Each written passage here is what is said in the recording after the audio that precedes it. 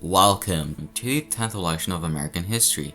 It occurred in 1824 from October 26th up to December 1st. The era of good feelings was ending, and this election would be interesting. Many major things would happen in Monroe's second term. After the Napoleonic Wars, Latin America fought for their independence, like America had done not too long ago, and the Western Hemisphere would change.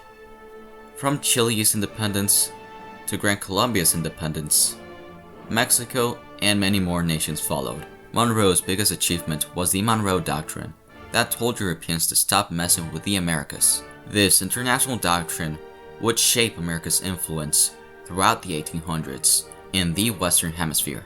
America established Liberia in Western Africa in an attempt to give African Americans the chance to go back, and the capital was named after Monroe. Fun fact.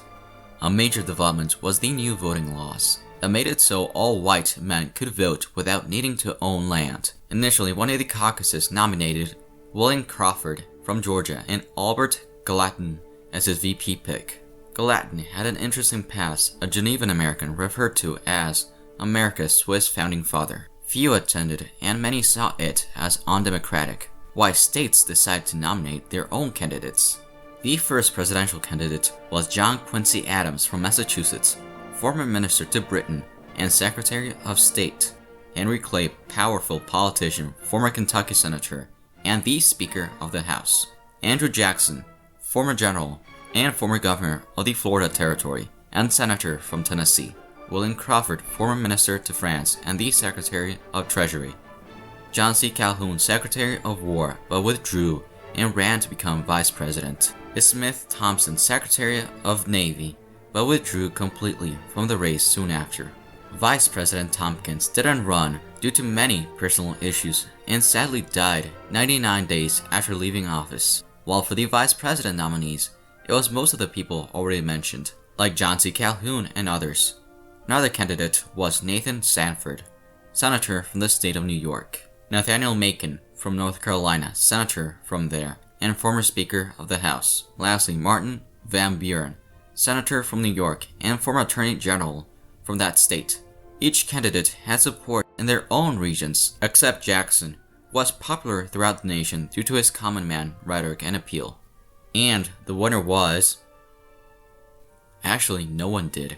Because of how many candidates there were, no one was able to hit the 131 electoral vote threshold needed to become president. While John C. Calhoun got enough votes and became the 7th vice president in American history. The top three from the election were Jackson with 99 votes, Quincy with 84, and Crawford with 41. Because of this issue, the 12th Amendment kicked in, sending the election to the House and picking the winner for the top three candidates.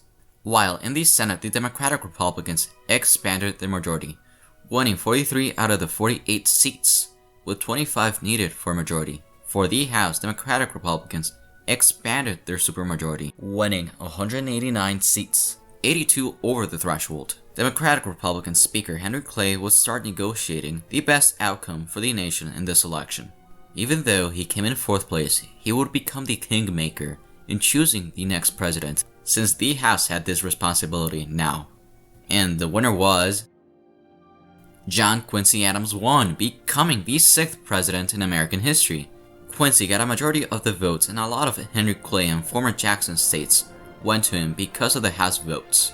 Clay helped Quincy become president because he detested the idea of Jackson having that much power, because he saw his past as not worthy to become president. A lot of former politicians wanted Quincy to win.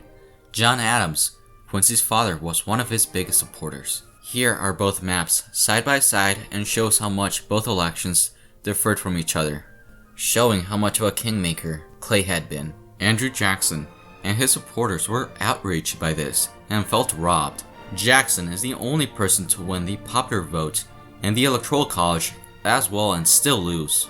The words "corrupt bargain" would be yelled by Jackson fans and haunted Quincy Adams' presidency, since Quincy Adams picked Henry Clay as his Secretary of State, and many saw this as a quid pro quo. This was controversial since Adams had gotten this job in the past, basically declaring Clay his successor. Quincy Adams took his oath of office on Friday, March 4, 1825, in the House chamber of the U.S. Capitol. America would change and the Jacksonian era would begin. And thus, the 10th election of American history came to an end. Thank you so much for watching. Please like, share, and subscribe. Stay tuned for the next video.